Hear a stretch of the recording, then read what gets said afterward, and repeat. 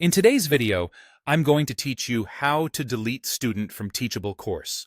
By the end, you'll know exactly how to remove a student's access to a specific course while keeping their overall account intact in your school.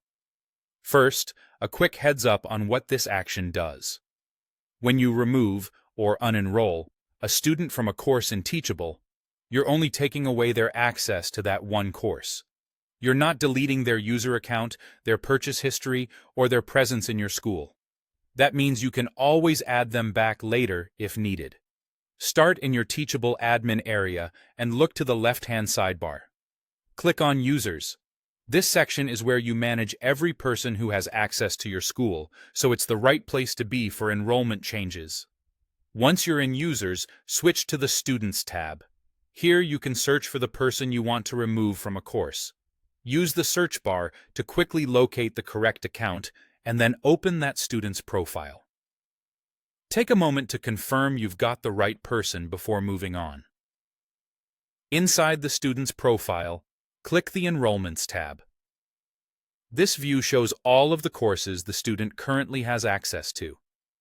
It's a helpful way to confirm exactly what they're enrolled in and avoid removing access from the wrong course. Find the course you want to remove them from and look for the More Actions icon next to it, typically shown as 3 dots. Click that icon to open the menu. From the menu, choose Unenroll. Teachable will prompt you to confirm, which is a safeguard against accidental changes. Confirm the unenrollment to finalize the action. After confirming, the course should no longer appear as an active enrollment for that student. This means they'll immediately lose access to the course content, lessons, and any gated materials associated with that course. Their account, however, remains in your users list, so you can revisit their profile at any time and re-enroll them later if circumstances change. A few quick tips to keep things smooth.